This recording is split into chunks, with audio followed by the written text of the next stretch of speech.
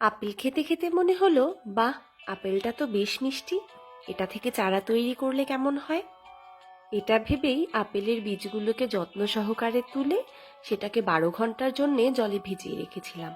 আর তারপরে একটা টিস্যু পেপারে মুড়ে সেটাকে এয়ারটাইট বক্সে করে 7-8 দিনের জন্যে ফ্রিজে রেখে দিয়েছিলাম। কিন্তু ও মা, 7-8 দিন পরে খুলে দেখি আমার আপেলের বীজ থেকে একটা বীজ অঙ্কুরিত হয়নি। আর সেই কষ্টে বীজগুলোকে ফেলে না দিয়ে তুলে ফ্রিজে রাখা আরেকটা কোকোপিটের বক্সে এক প্রকার ফেলেই দিয়েছিলাম।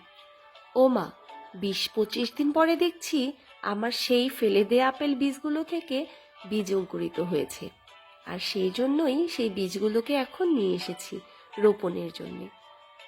আর রোপণের জন্য আমি এখানে নিয়েছি 1 ভাগ মাটি, 1 ভাগ কোকোপিট আর 1 ভাগ গোবর সার, তিনটাই সমপরিমাণে।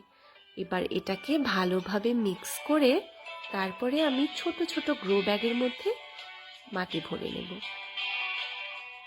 এগুলো আসলে গ্রো ব্যাগ নয়, এগুলো হচ্ছে জুয়েলারি ভরার জন্য যে ব্যাগগুলো ব্যবহার করা হয় সেই ব্যাগগুলো।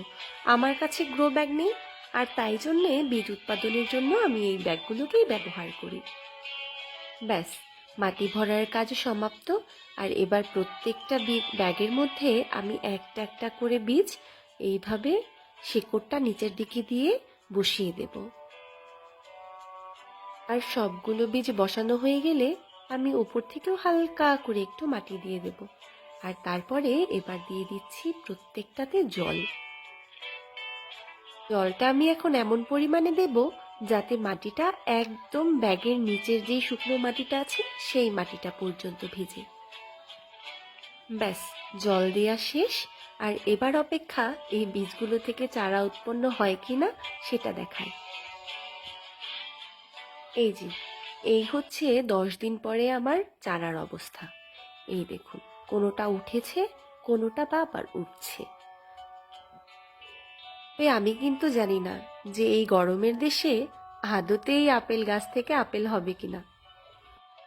আর এই হচ্ছে বীজ বপনের 25 দিন পরে আমার চারার অবস্থা। আশা করছি গাছগুলো আরো ভালো হবে। আজ তাহলে এ পর্যন্তই। সকলে ভালো থাকবেন, সুস্থ থাকবেন।